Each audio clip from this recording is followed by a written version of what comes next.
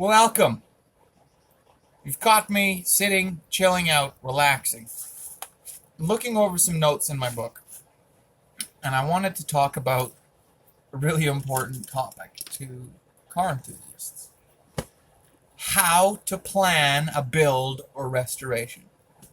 It seems simple because as a car enthusiast, we see something that we like and we decide we want one of those. Sometimes we pay for the whole thing, sometimes we pay for some parts or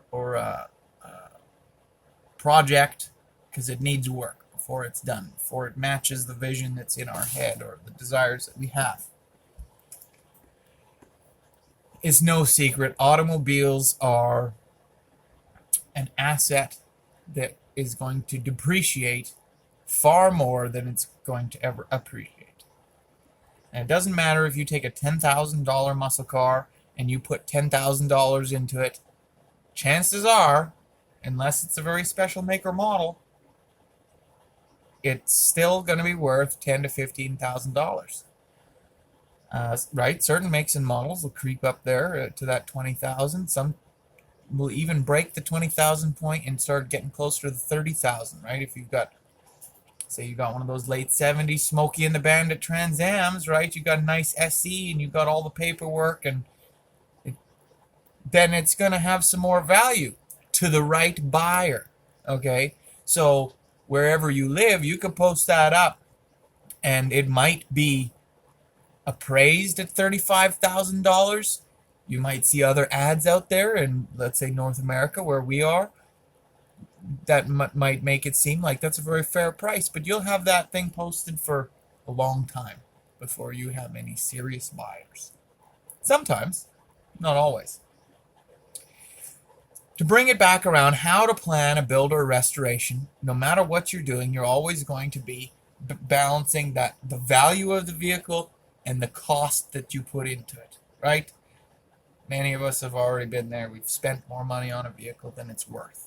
That's all right if we plan on keeping it, or if we're going to use it and we needed to spend that kind of money on making it good, strong, tough, fast, whatever it might be. So that brings us to the very first point of how to plan a build or restoration. You have to decide on the purpose of your build and the goals of your build. All right? So if you want to build a race car, you go ahead and build a race car. If you want to build a mud buggy, you build a mud buggy. But the process to build a race car is going to differ than the process to restore something 100% OEM. Okay? Right? Each purpose and goal, whatever the vehicle is going to come with the set of things that you got to do to make it that way. Budget.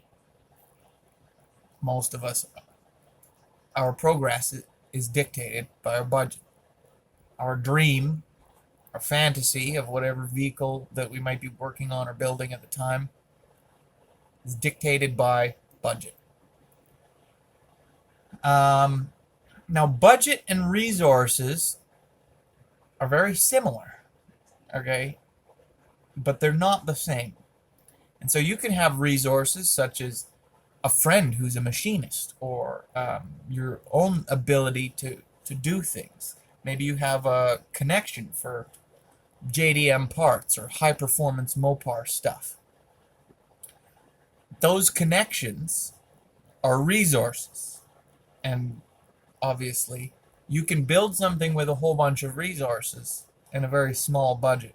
But if you don't have resources, your budget's going to need to be that much bigger, right?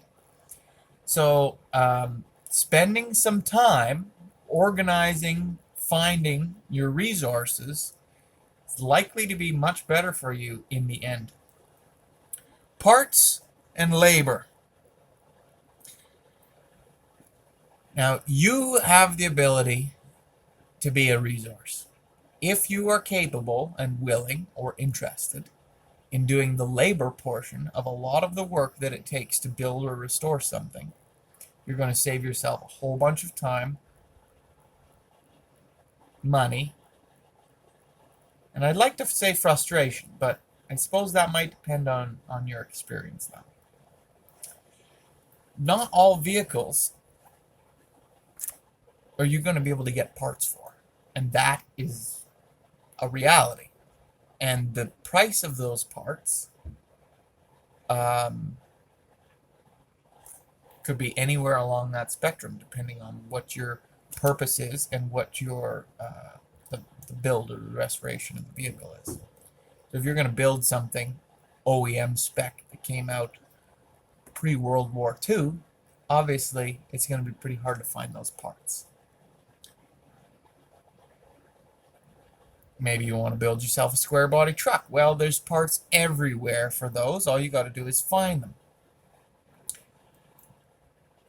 And there's companies, right? If I mention something like a square body, there's companies like LMC Truck make just about everything, anything that you could need to restore an old truck. Not just square bodies, Chevys, Fords, Mopars, whatever, right? They've got a very large selection of parts that you can get a hold of.